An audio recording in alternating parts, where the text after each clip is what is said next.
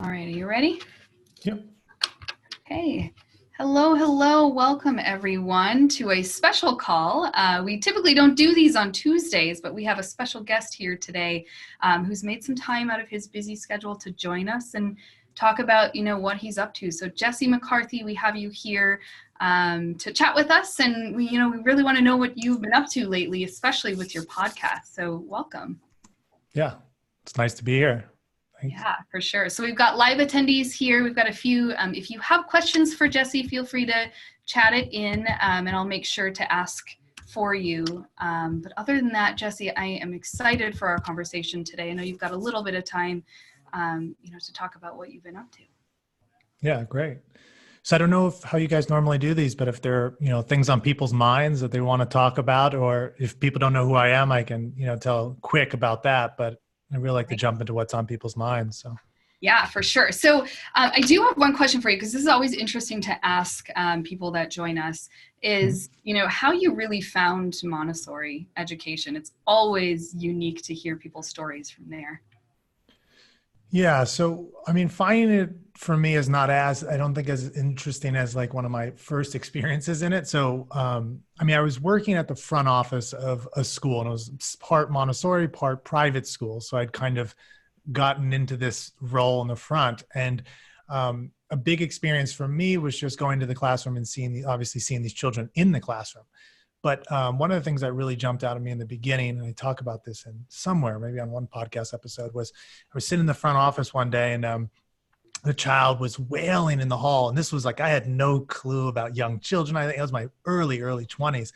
And I went over there, and he was just wailing. He didn't want to go to school, and his mom is trying to get him in there, and the teachers doesn't know what to do. So everybody's kind of at a loss. And I just remember the mom looking at the child, and she's like, you got to go to school. Obviously this parent had to get somewhere, like to work most likely. Mm-hmm. And she said, he's bawling. She said, you need to be a big boy, and he just looked at her, and I think she said something like, big boys don't cry, be a big boy. And he just looked at her and said, I don't want to be a big boy. And it was just like that moment, because for me, I was like, oh, I love that response, but I had no clue how to respond to that. And over time, just being in this kind of environment where Montessori was down the hall, because I eventually started to teach in a relatively traditional upper elementary and junior high. But over the years, I started to understand Montessori more and what children need. And it just kind of changed my whole perspective, not only on children, but us adults as well. So that was kind of an early lesson for me that I needed to learn more. And then I started to see that Montessori had answers for my questions. So. Sure. So you say that's boring. It's totally not boring. I think actually it's very unique, which feeds into what you're doing, because you offer a perspective that's not just, I love children and I want to change the world, which is oftentimes what Montessorians, gravitate towards.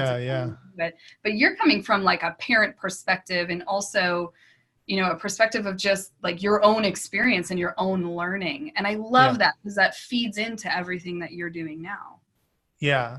So I should say, it's interesting. I think in my early 20s, I would say that my goal was to change the world. And I think there was something really wrong about that, which I think is an abnormal thing to say, but I'm going to say it because I think oftentimes in your early 20s or even your late teens, or maybe all the way through life for some people, finding what you really love is difficult. So an easy way around that is to find what other people should love and save the world for them. So through my 20s and then, early 30s, and just getting through what I really enjoyed, which was really teaching. I loved the teaching. So the teaching became for me more exciting than this larger mission. Like I just wanted to work with the children in front of me. And then working with the children in front of me, I realized that a lot of their problems came from parents. So I started to work more with parents. And then I realized, well, it's not really all the parents' problems. Some of it's our problems as the teachers. So it was just a fun experience for me to learn more and more. And then not only about children and parents, but about myself. So for me, really, the reason why I'm doing all of this is I really just enjoy it. So through enjoying it, I'm able to really help a lot of parents, a lot of teachers, a lot of children, but I don't present that as my core mission in life, to kind of change parents' lives or change children's lives. I just really enjoy the process. So. That's so very Montessori of you. Yeah.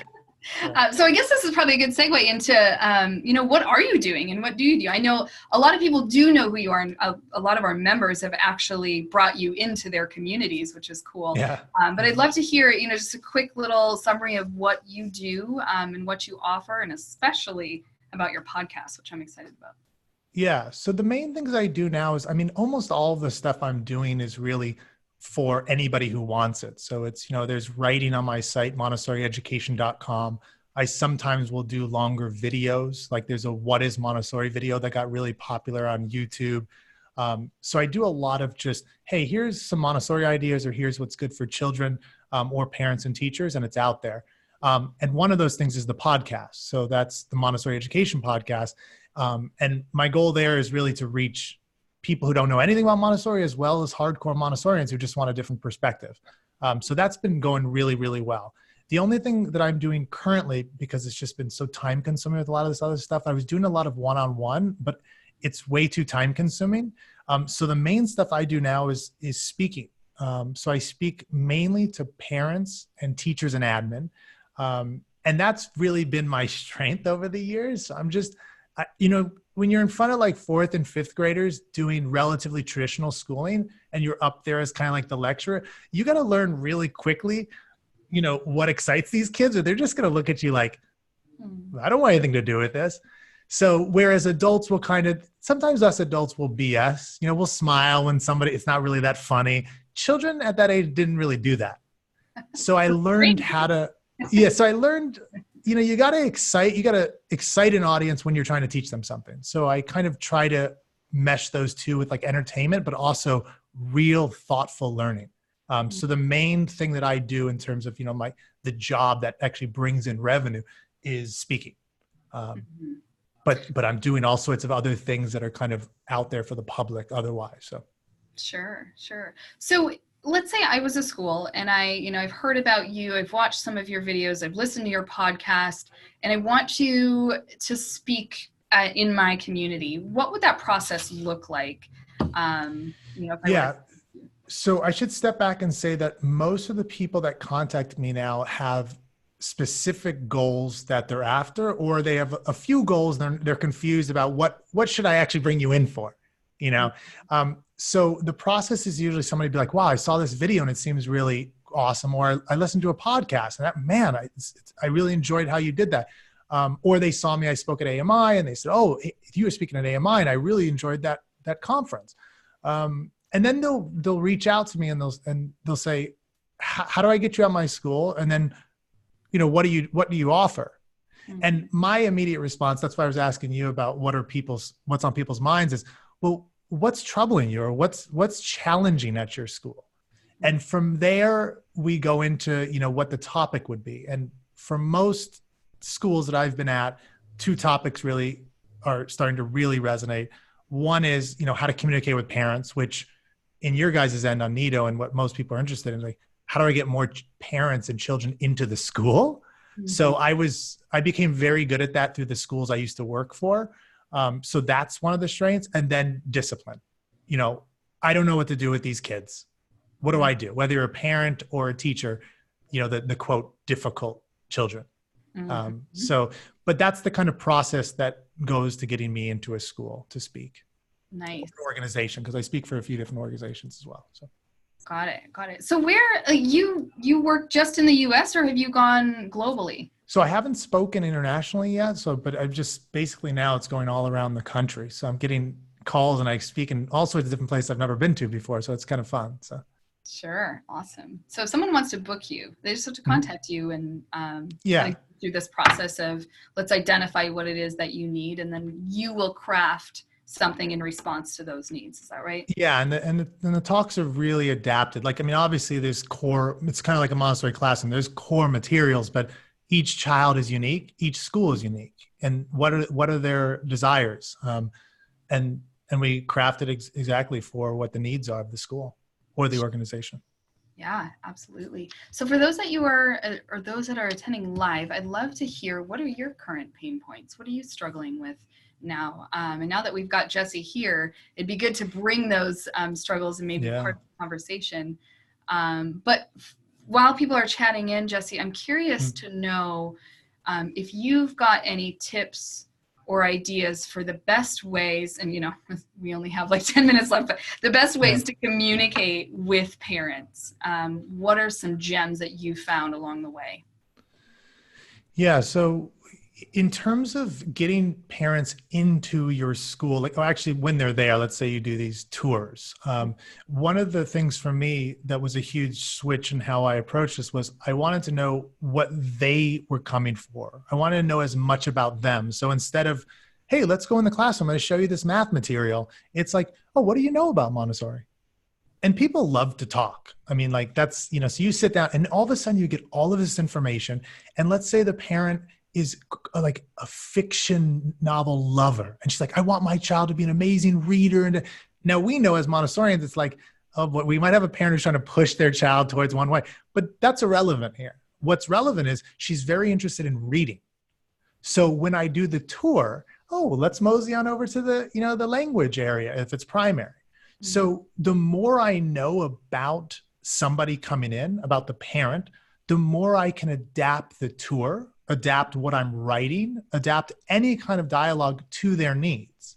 Now, I should say this doesn't mean that we just bow down to anything a parent wants, but the more you know somebody, the better you're able to actually communicate well with them. So I'm huge on listening and then having empathy when they speak. So, if somebody says, I want my child to get good grades, I don't immediately go, well, in Montessori, we don't have grades. That's not the first response to that. So really getting to understand the audience is huge for me. Who's your audience? Absolutely. And that's interesting because that aligns, of course, from a marketing perspective of what we're really doing and working with schools and helping them achieve. So we're going through, we've got a new coaching call schedule that we're doing. We're teaching the 12 steps of Montessori marketing. Mm-hmm. We just finished step 1, which is really identifying your story. And it comes down to understanding your parent, which is exactly what you're saying. I mean, that's the key piece that drives almost all of our communication, right? Because the parents are the ones writing the checks. They're the ones enrolling their child. And while we have a lot of energy placed on children, we also need to make sure that we keep those parents informed in a way that, we're listening, we're understanding, and we're responding so that they can be along in the journey as well. Yeah. And I think, one of the big, the silent journey, I think, is a deep, meaningful activity in Montessori. And I love it. But I think at the core of that is that we all are grown-up children. So the idea that parents should kind of be away from everything and we're really interested in children, it's like, man, if the parents are messed up, our children in the classroom are going to be problematic. So let's do some more work with them, Yeah, absolutely. And Susanna just chimed in. You've got a follower here. So she's been following your career since your days of teaching with Doug Peltz. So she's saying that her biggest struggle right now is keeping parents devoted to authentic Montessori. So, and we know Susanna well, they have an amazing prospective nurture process, and they're really good at tours and bringing people in. And so it looks like they're struggling now with just keeping them devoted to Montessori education. Do you have any thoughts on that? Yeah. And I love, Suzanne, that, Doug Peltz is promoting me. That's great. Doug Peltz should be promoted. That guy's like killing it. He's such a rock star. But so what I would say here is you need to, or at least the way that I've found it over the years working with parents and what's been effective is we might want them to have, quote, authentic Montessori education. We might want them to learn what's the deep meaning behind the pink tower. Let's take that as an example, or even one of the older materials, that you're using in the elementary. But the way I'd say is that you've got to reach them where their pain is. So no parent at any age, except for kind of maybe some crazies, are sitting at home late at night thinking, oh, if I only knew how the binomial cube worked, my life would be better. There's nobody out there. However, I would say over 50%, and that's a very low ball number, but I'm just going to throw it out there just to be safe, are worried about, well, my child's not listening to me. What do I do? That's what I get. So one of my biggest advice for something like what you're trying to accomplish, which is get more of that deep Montessori education is entice them with the things that are forefront in their lives. And then when they're in, you start to slip in more of the pedagogy, more of the deep understanding. But now they really, really want to hear from you because you've provided something of value to them that's really meaningful to their life. And they're like, well, man, if this Susanna woman can help me here, maybe I should listen to the other stuff she's talking about. Mm-hmm. But if we start with deep pedagogy, deep understanding, parents need to attend this one lesson or else they're not going to get this. You're going to turn them off. It's like somebody coming to your house and want to tell you about, God. And I'm like, well, I don't really have time right now. Well, not that God's bad, but right. You know what I'm saying? Like, this isn't the moment for that. Yeah, absolutely. And that process, Susanna says, great tip. Thank you. Nice. Thanks. That process can be challenging. So what this reminds me of is oftentimes we talk about parent engagement as parent education. And I have a bit of an issue with calling it parent education, because we're not technically educating them, right? We're helping them learn through the journey of becoming a Montessori parent, which I know you have an amazing podcast about that. Yeah. But that journey is so important to honor, because we can talk all day about what we do and why we do it. But if it doesn't align with what the parent's experiencing, it's going to go over their head because they've got a billion other things to do.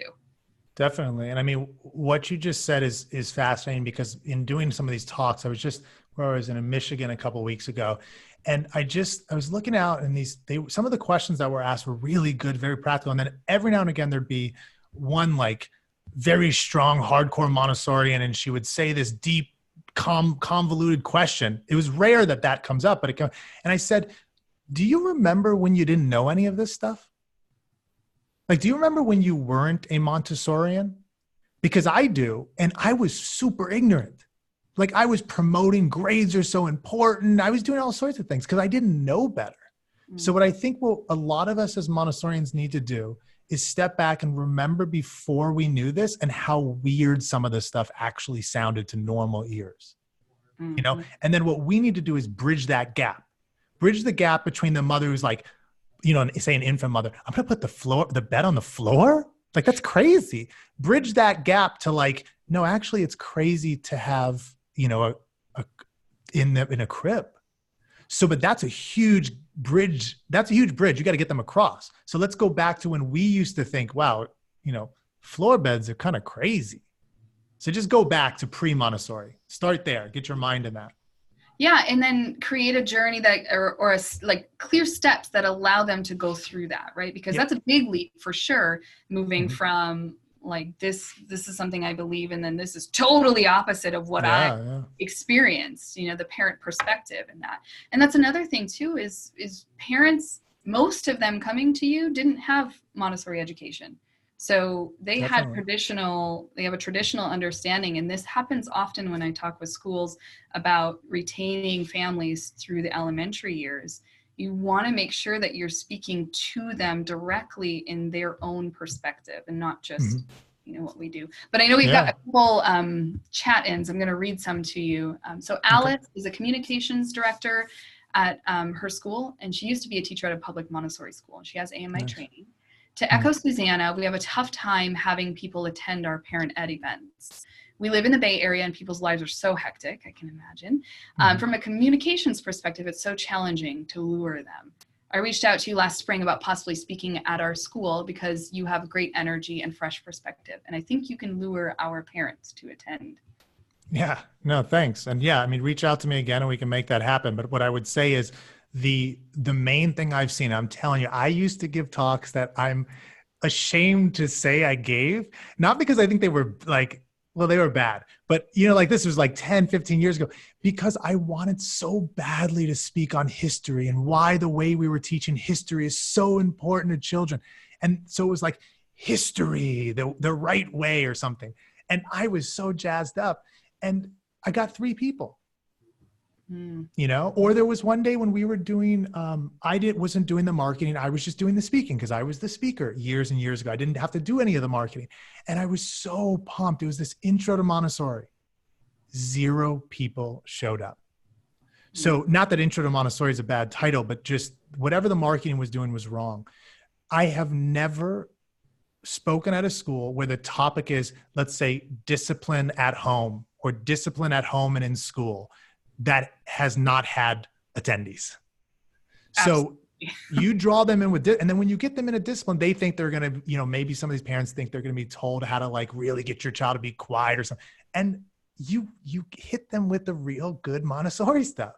Mm-hmm. And that's the way you get them in. And then guess what? When you do your next parent talk, they're going to want to come. Absolutely. Like the movies, you know, number 1, number 2, everybody wants to see that second one. So yeah, it's important what you're drawing them in with isn't something that they don't care about. Right. Absolutely. Absolutely. So Alice is also saying that she had an All About Elementary event that is hosted by her teachers, geared to primary parents and teachers. But in the future, we'd love to have someone who could relate more to parents. So she's excited to reach out. And she also is wondering if you could share your podcast info. Yeah. So I would just go to montessorieducation.com. And then one of the first things you can click on is podcast, and then you're there. I mean, I think that's the easiest and simplest way to do it. Sure. And I would say one of the things I've gotten from a few heads of school that I've spoken for, they reached out and they're like, listen, I know this stuff. I'm very good at this stuff. However, I can't keep saying it to my parents. And it's sometimes you want to get somebody from the outside who's not the parent, the teacher, because there's a little emotion involved in connection with parents saying, hey, I'm a big mess, to their child's teacher. Mm-hmm. Or the head of school having to kind of be critical of somebody's parenting. That can be dangerous. Mm-hmm. I actually just saw some guy was complaining, some movie star actually, or at least television star was complaining about his daughter's school. And he said, I go to the intro night and they tell me, this is how you should be parenting and all this. Like, I didn't pay money for this. So, you know, just be aware that some people don't want to hear it from you. Mm-hmm. For whatever reason. It's like, you know, the prophet is not believed in his own hometown. It's that type of thing. So yeah, a few head of schools have mentioned what you're saying. It's like, sometimes my teachers are speaking or I'm speaking. It's like, I feel like we need some fresh perspective. And so sometimes it helps to bring somebody from the outside. Yeah. And it's validating, right? Like when you've got a different perspective coming in and talking about the same thing you're talking about, but in a different way with different energy, that's incredibly helpful, which is why I imagine you're probably so successful across the country, because that's really the pull in. But also it's, you know, parents are skeptical. So they want to know the motive, right? And so if we're able to really help them understand from different angles, and of course they're reading online as well. They've got a bunch of information out there about Montessori. And there's a huge wave of knowledge about it in this country, especially with social media. So they're getting it from all different angles, which is pretty cool. Yeah. And the one thing I would say is that this is not like pop Montessori where it's like toned down, like, oh, no, you could do whatever you want with your child. I get them in through stuff that really is at their heart right now. You know, whether difficulties with their children, I don't know what's going on with my school, whatever it happens to be. But in there, this is real deal Montessori, important content, but it's packaged in a way that actually is relevant for parents in their real lives with their children. Mm-hmm. And sometimes we can lose sight of that because we're in the classroom with children, or we're just dealing with our colleagues in the school. And we're not like just completely immersed in what parents' perspective is. So I think it's, again, going back to what we talked about earlier, is like knowing who your audience is, knowing these parents is so huge. It's been helpful in my career for sure. So absolutely. So I imagine one good way of getting your parents to, or like if you're interested in hiring Jesse and bringing him to your school, have him listen to his podcast. Oh yeah. Absolutely. Because that's exactly what you do, is you talk directly to the parents and you really hit their pain points. And then you also not only hit their pain points, but you empower them, right? Like you empathize, but you give them opportunities to do better and call them to action almost, which I love about your podcast.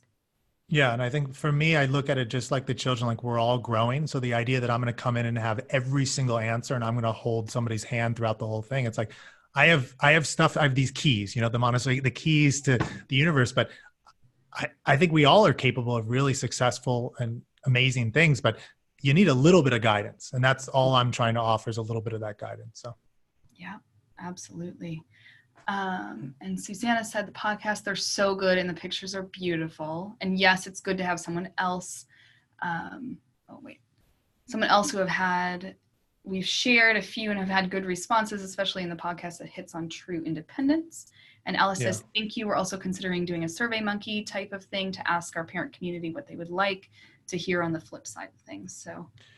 Yeah, and I have to hop off in a minute, but I just thought I'd say that, if specifically because you're raising the podcast, if somebody can't afford to bring me out to speak or so forth, it's so cool because that podcast got so many episodes there and parents are eating that up. I can't tell you how many emails I get from parents who have no clue what Montessori is or have very little. And they're like, I'm hooked, I'm in. So give that to your parents for sure. If you're not having me out, that's, save some money or something, Absolutely. That's right. So awesome. Cool. Well, yeah, Jesse, thank you so much for joining us. It's a pleasure. We'd love to have you back whenever you've got time.